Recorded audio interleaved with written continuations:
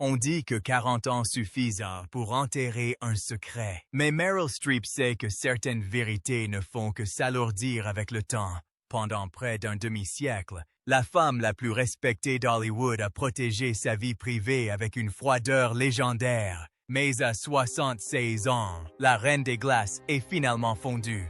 Aujourd'hui, elle ne lit pas de texte. Elle révèle la connexion profonde qu'elle partageait avec Robert Redford. Un lien si intense qu'il les a contraints à un silence mutuel pour le restant de leurs jours. De l'intimité spontanée dans les hautes herbes du Kenya au verdict final, Empreinte d'Emotion, qu'elle s'apprête à livrer, nous découvrons la fréquence silencieuse qui unissait deux icônes, une fréquence que le monde n'aurait jamais dû entendre. Mary Louise Streep est née à Summit, dans le New Jersey, en 1949. Elle a été élevée par une mère qui fut sa première et plus importante mentor.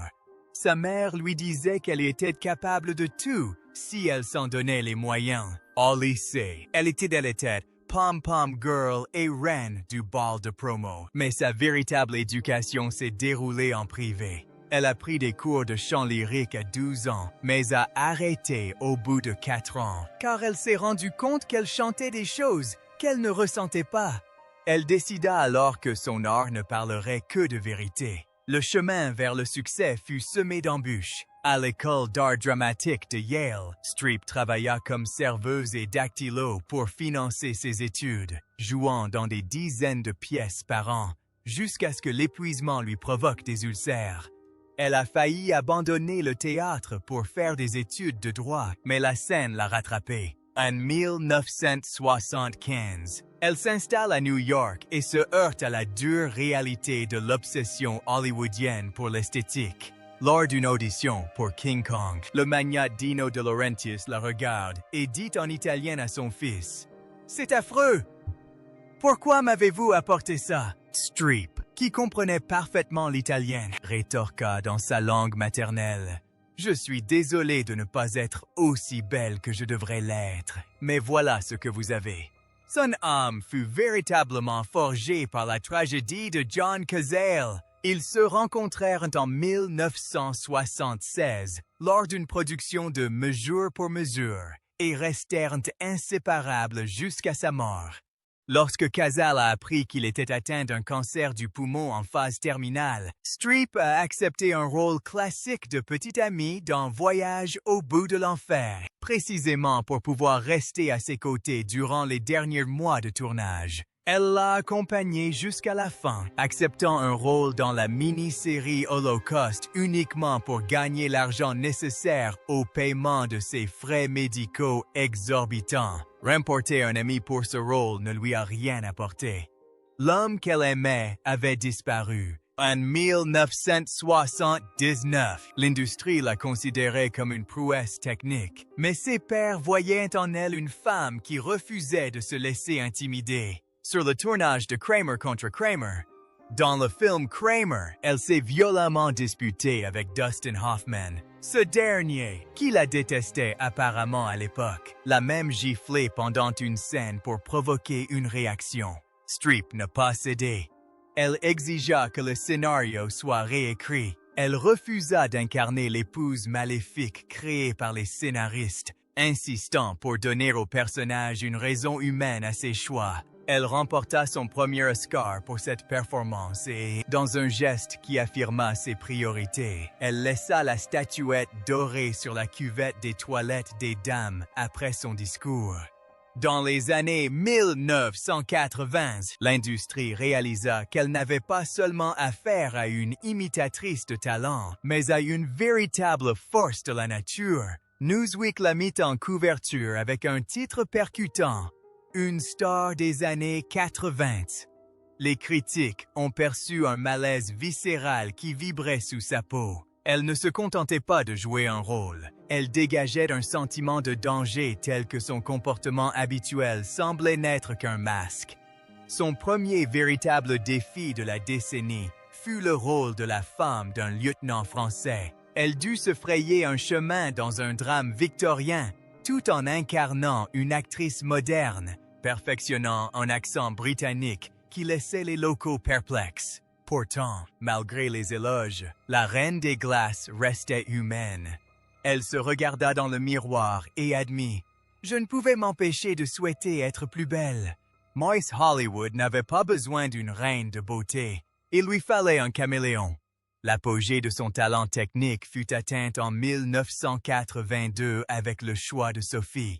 Pour incarner une survivante d'Auschwitz, Meryl Streep maîtrisa le polonais et l'allemand. Mais le véritable chef-d'œuvre fut une unique prise bouleversante. La scène du choix, où elle est contrainte de décider lequel de ses enfants vivra et lequel mourra, n'a été filmée qu'une seule fois. Meryl a refusé de la refaire. Elle a déclaré que la douleur était trop intense, trop réelle pour être reproduite. Roger Ebert qualifia sa prestation de la plus naturelle et spontanée qu'il ait pu imaginer. Elle remporta l'Oscar. Et tandis que certains critiques affirmaient qu'elle s'était dénaturée, le reste du monde voyait une femme devenue, pour ainsi dire, intouchable. Elle n'est pas restée cantonnée au domaine de la fiction. En 1983, elle est devenue Karen Silkwood, la lanceuse d'alerte nucléaire décédée dans un accident suspect. Elle ne voulait pas jouer un personnage mythique. Elle voulait incarner un être humain. Elle a traqué la moindre information, cherchant à la comprendre de l'intérieur. Ce fut un succès discret et clinique qui prouva qu'elle pouvait porter le poids d'une vie réelle. Puis vint Le Fils de l'Africain en 1985. Sidney Pollack était en plein casting pour Out of Africa. D'abord sceptique, il estimait que Meryl Streep n'était pas assez sexy pour le rôle de Karen Blixen. Il a même regardé Jane Seymour, mais Meryl est entrée dans la pièce et a dissipé ses doutes avec une franchise désarmante. Pollack a admis plus tard, il n'y avait aucune barrière entre elle et moi. Le film Le Citoyen. Le soleil du Kenya de 1985 n'a pas seulement embrassé les paysages. Il a fait naître entre Meryl Streep et Robert Redford une complicité tacite qu'aucun script girl n'aurait pu prévoir. Durant les 101 jours de tournage en Afrique, Meryl et Redford ont développé une entente profonde, transcendant les interférences du milieu du cinéma. Redford fut le premier acteur principal à ne pas chercher à l'éclipser. Il se contenta de rester là, à ses côtés, et de croire en elle. La scène légendaire du shampoing fut l'apogée de cette complicité. Ce fut une connexion indéfectible, un modèle de respect artistique qu'elle allait passer les 40 années suivantes à rechercher auprès d'autres partenaires. Le film remporta l'Oscar du meilleur film et Meryl fut de nouveau nommée pour son jeu d'actrice exceptionnel. À la fin de la décennie, elle poussait les accents à l'extrême. Dan's Evil Angels. Elle est devenue Lindy Chamberlain, la mère australienne qui a crié « Le dingo a emporté mon bébé !» Elle a raflé les prix de Cannes à New York, prouvant qu'elle pouvait passer de l'italien à l'espagnol, puis à l'australien, avec une facilité déconcertante. Le début des années 1990 est arrivé brutalement. Hollywood a toujours offert des rôles explorés aux femmes. Et lorsque Meryl a atteint la quarantaine, l'industrie a commencé à traiter l'actrice la plus talentueuse de la planète comme un atout en déclin. Elle a vu les scénarios se raréfier. Elle a réalisé que dans une ville obsédée par les garçons de 16 ans et les blockbusters estivaux, une femme au sommet de sa gloire était une inadaptée. Meryl n'a pas reculé. Elle est entrée en guerre. En 1990, elle s'est tenue devant la Screen Actors Guild et a fustigé l'industrie pour avoir minimisé la valeur des femmes, tant à l'écran que financièrement. Elle a tenté de changer de registre. Elle s'est tournée vers des comédies comme Postcards from the Edge et Death Becomes Her, cherchant à projeter une image plus légère et accessible. Mais la production de Death Becomes Her fut un véritable calvaire de 7 mois, entre effets spéciaux et scènes de sorcières maléfiques. Meryl détestait les aspects techniques. Elle était allergique au maquillage et s'ennuyait devant les effets spéciaux. Elle s'est rendue compte que jouer devant un écran vert, c'était comme chanter dans une langue qui ne lui parlait pas. Elle jura alors de ne plus jamais laisser la technologie étouffer son jeu d'actrice. En 1995, l'industrie était prête à prononcer son oraison funèbre. C'est alors que Clint Eastwood la sollicita pour le film Sur la route de Madison. Meryl n'aimait pas vraiment le roman, mais elle y vit une occasion unique de donner la parole à toutes les femmes que l'industrie jugeait sur le déclin.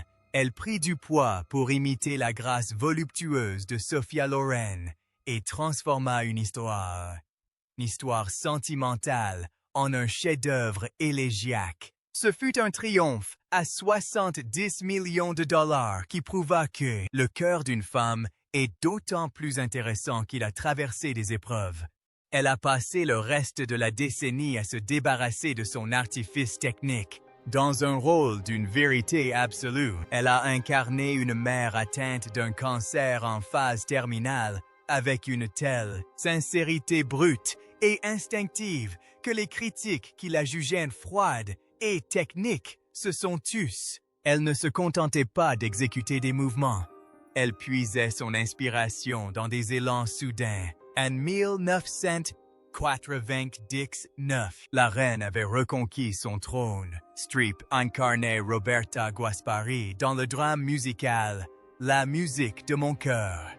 Sa performance lui valut des nominations aux Oscars, aux Golden Globes et aux Screen Actors Guild Awards. À l'aube du nouveau millénaire, Meryl Streep accomplit l'impardonnable aux yeux des pontes d'Hollywood pour une femme de son âge.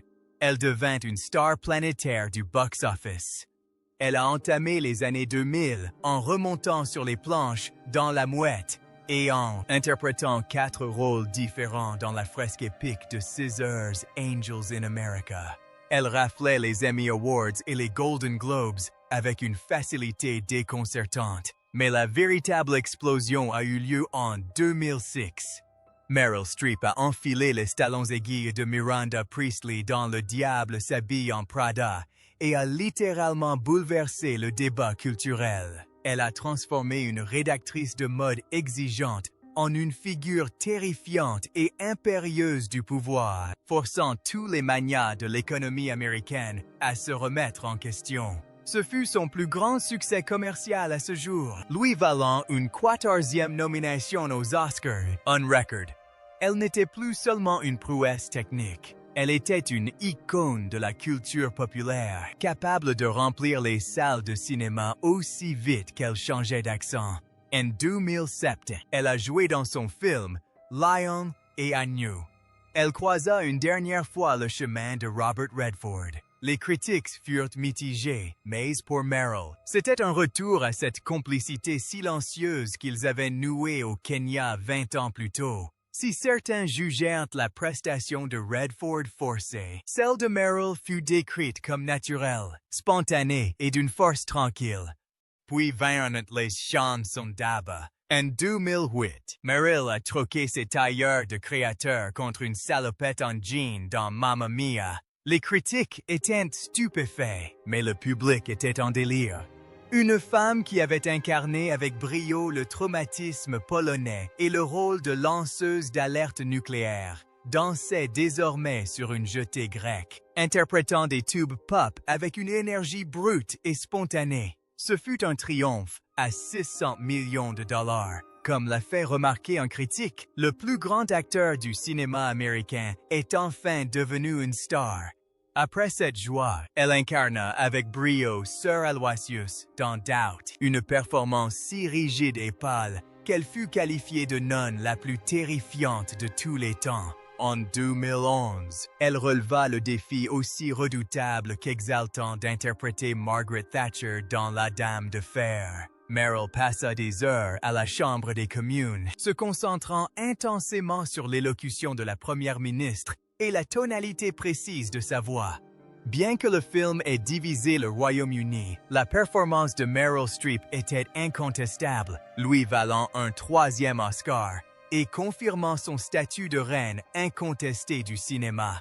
Elle passait avec une aisance déconcertante de la chaleur culinaire de Julia Child à la froideur d'une matriarche endeuillée dans August, Osage County. Dans les années 2000, elle s'est métamorphosée en Katharine Graham, la première femme éditrice de journal, dans Pentagon Papers de Spielberg, offrant un portrait d'une femme s'émancipant d'une rare intensité émotionnelle.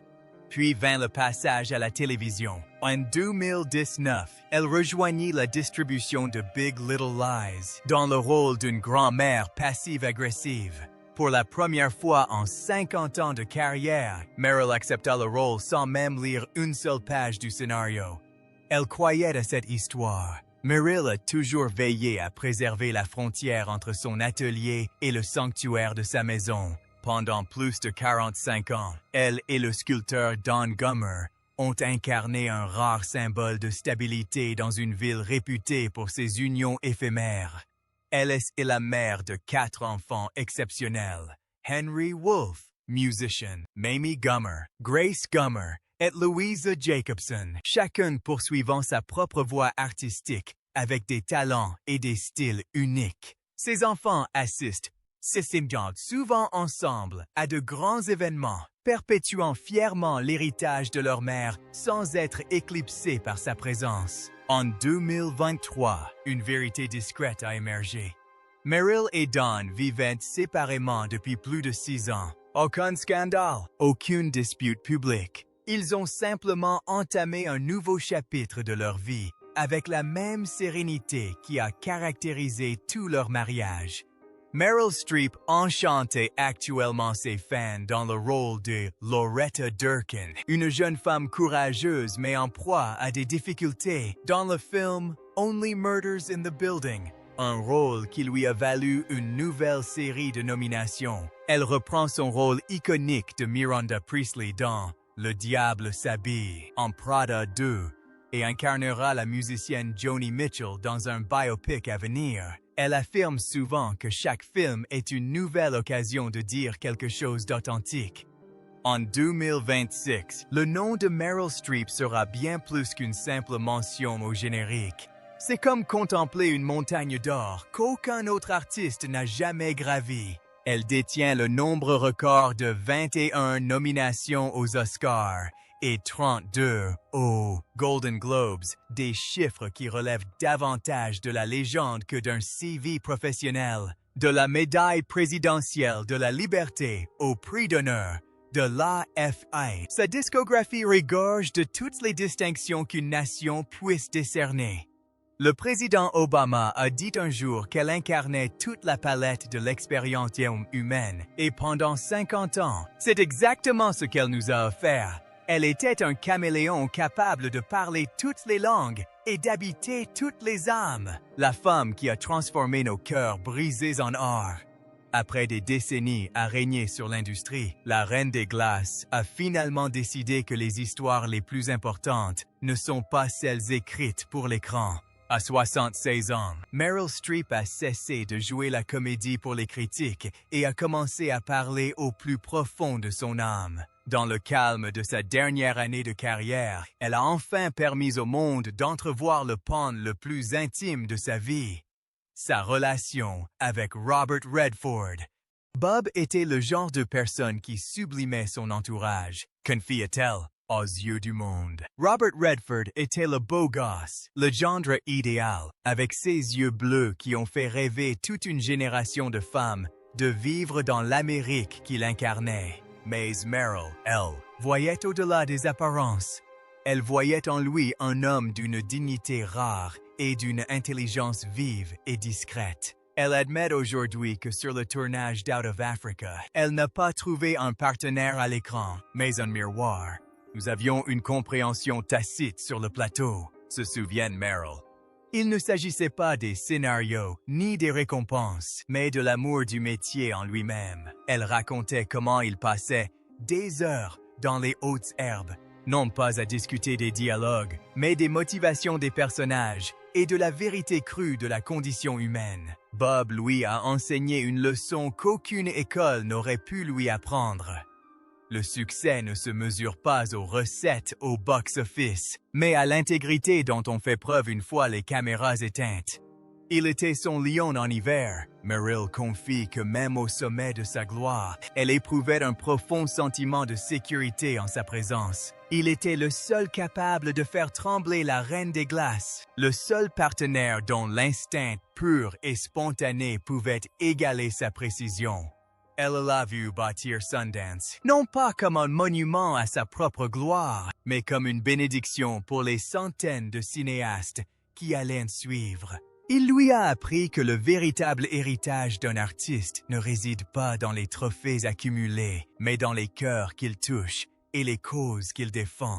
Une nostalgie particulière et poignante transparaît dans sa voix lorsqu'elle parle de lui aujourd'hui. Elle se souvient de ce qu'ils étaient, deux titans unis par un lien si intense qu'il fallut 40 ans de silence pour le préserver. Il était plus qu'un partenaire, murmura-t-elle. Il était l'encre dont j'ignorais avoir besoin. En regardant Meryl Streep aujourd'hui, on comprend que son hommage à Robert Redford ne se limite pas à la mémoire d'un homme, mais célèbre un idéal de vie. Elle nous enseigne que les plus grands amours sont ceux qui nous transforment, ceux qui nous poussent à être plus bienveillants, plus honnêtes, plus humains.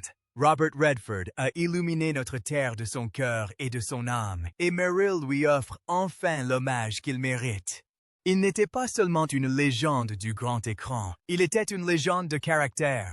Si ce regard sur la complicité silencieuse entre Meryl et Bob vous a touché, n'hésitez pas à aimer la vidéo et à vous abonner. Nous continuerons à lever le voile sur les personnalités authentiques qui se cachent derrière les stars hollywoodiennes, afin que la vérité sur nos icônes ne soit jamais oubliée.